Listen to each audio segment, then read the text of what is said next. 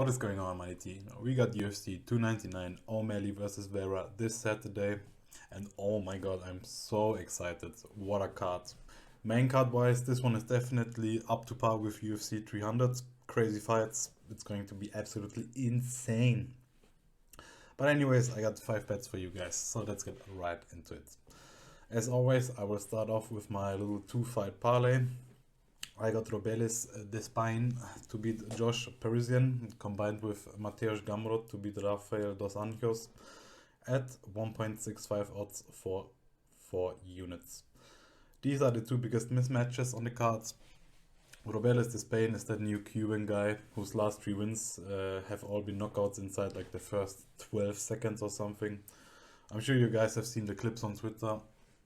He's a former Olympic medalist in Taekwondo, with the biggest reach in UFC history, absolute freak athlete.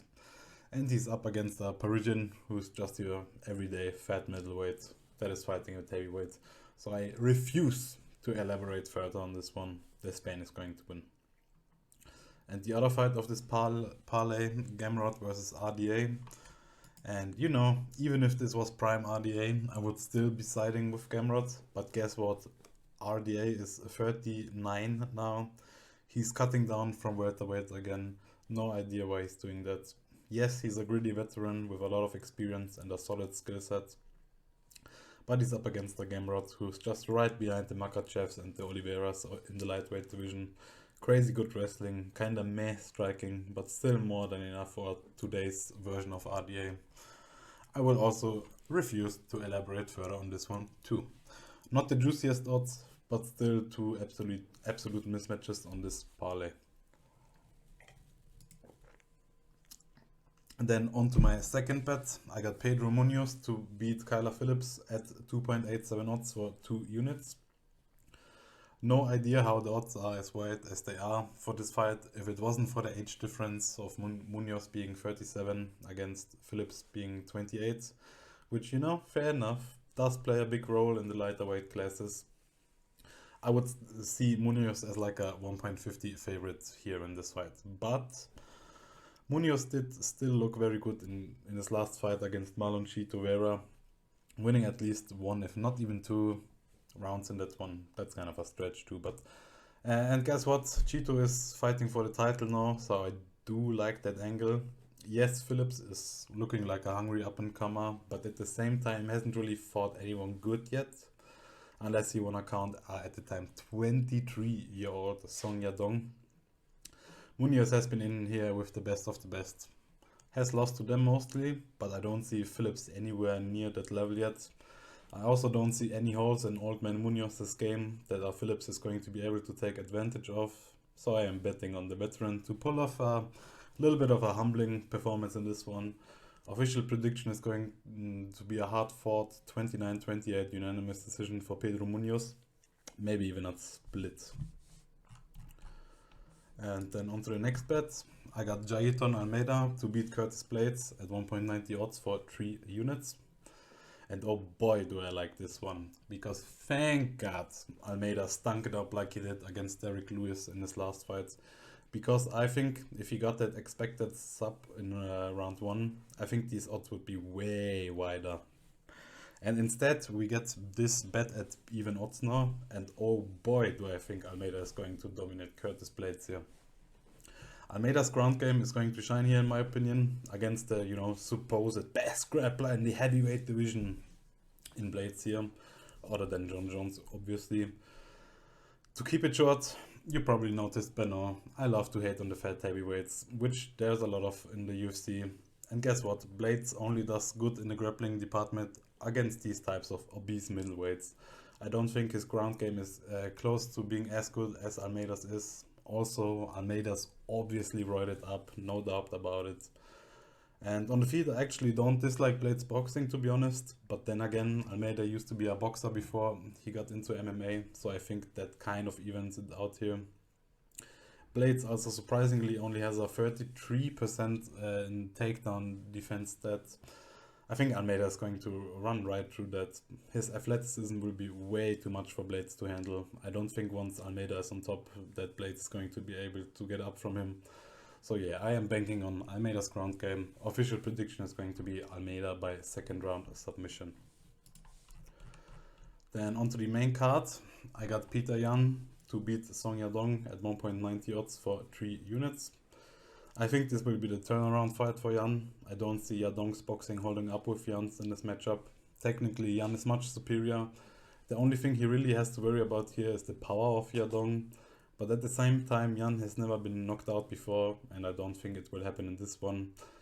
How I see this matchup really is the skill and experience on Yan's side, with the factor of him losing quite a few of his fights recently, against the momentum and youth of Song Yadong. But if you really think about it, Yan has only really lost to Merab and Aljo, who will both go down as some of the best bantamweights of all time. I don't count the O'Malley fight as a loss, as he did win that one and just blatantly got dropped. Not counting that one. And Song, while looking extremely sharp, got kind of humbled bad when he fought Corey Sandhagen, aka one of the best bantamweights right now, aka the guy that lost to Yan. Yan is a big step up in competition for Yadong, so I think Yan is getting this done, man. Even though it will be an extremely dangerous one for him still, Song is dangerous. But yeah, official prediction is going to be a Yan by 29-28 unanimous decision. And then on to my last bets for so far. I got Kevin Holland to beat Michael Venom Page at 1.72 odds for 3 units. And listen, I do not care one single bit about the flashy performances and finishes of MVP in his career so far, because he simply has been only fighting absolute bums in Bellator. Holland will be the best striker he has ever fought, no doubt about it, even though Holland is far from being one of the best strikers in the welterweight division in the UFC. It's just that the level of competition is much, much higher in the UFC compared to Bellator. Combine that with Holland having a pretty high tier ground game too. I think this one is a casual check, to be honest.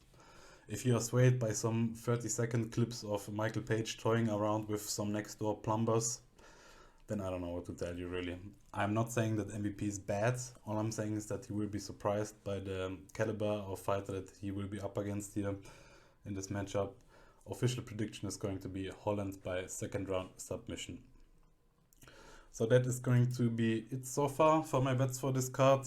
Now I will just quickly give out who I think is going to win on the rest of the main cards, just for the shits and giggles, since it's such a great card, So I obviously got Yan to win versus Yadong by decision. Then I think JDM will knock Burns out kinda late in like round 3.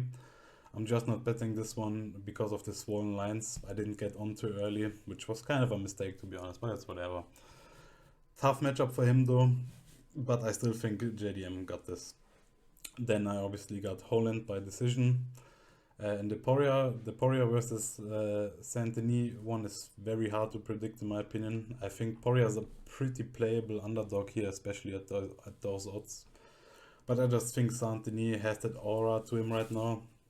More of a feeling one. So I'd rather stay off on this one too. And in the main event, I got O'Malley by decision. I thought about betting that one, but honestly the O'Malley by decision odds at like 2.10 don't seem too appealing to me, so definitely a bit too swollen for my liking here. But I got something to add for this fight. For my fellow Bet365 account owners, once the odds release for the round 1, significant strikes landed for O'Malley, which should be around like Friday, I will be betting on the under in that market. So the O'Malley under for significant strikes landed in round 1 at whatever line they give us, assuming it won't be too low. Because I think O'Malley will come out very cautious in this one, as that is his safest road to victory here. But I will, of course, tweet out once/if I play that bet. So follow me on Twitter for that. Tomorrow the CDL picks video will also be dropping. I got a lot of picks over there too. Much more than here, to be honest. Big weekend ahead, boys. And until then, the money team is out.